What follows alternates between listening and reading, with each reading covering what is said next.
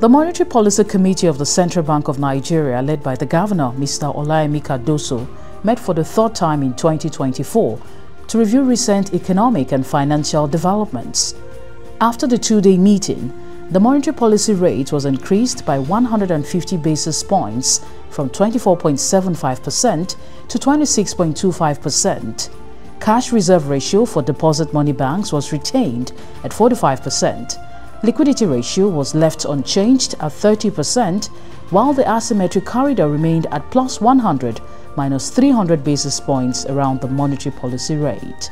At this meeting, the committee was thus faced with the option of either continuing with policy tightening or hold to observe the impact of previous rate hikes. Following an extensive review of risks and the near-term inflation outlook, the balance of risk suggests further tightening of policy to build on the benefits accruing from previous rate hikes. And some cheering news as the governor announced a decline in inflation rate between the month of March and April, attributing this feat to the monetary tools being used by the bank to address the growing inflation rate. Much as we see an increase in the inflationary figures, when you go down to the specifics in terms of food, in terms of core, in terms of headline inflation, you see that it is moderating and decelerating in increment. Okay, and that's the good news. The tools that the central bank is using is working. It is working. Now, I've said several times, and I'll say again, there's no magic wand. These are things that need to take their own time. I'm confident, and the figures show it themselves, that we are beginning to get some relief.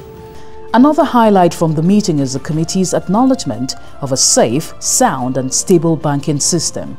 The Apex Bank's recapitalization move was also commended, as it is expected to promote macroeconomic balance.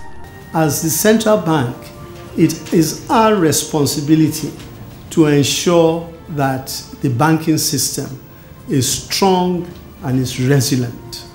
In terms of what we have done with respect to recapitalization, of course, we're looking forward and saying that we need the banking industry to be a lot stronger and more robust, particularly considering the $1 trillion economy that the federal government is anchored itself towards. We have gotten much of the feedback from the banks with respect to what their plans are, and again, to emphasize to those of you who may not remember, we gave them a long gestation period really to do this, and we are hoping that whole capitalization program will be wrapped up within 2 years. The governor noted that a strategy to increase foreign currency inflow into the country through diaspora remittances is ongoing and is expected to double before the end of the year. The committee is also working on ensuring a stronger regulatory framework to enhance the operations of financial technology fintech to control illicit flows and tighten surveillance. The next Monetary Policy Committee meeting is expected to hold on the 22nd and 23rd of July 2024.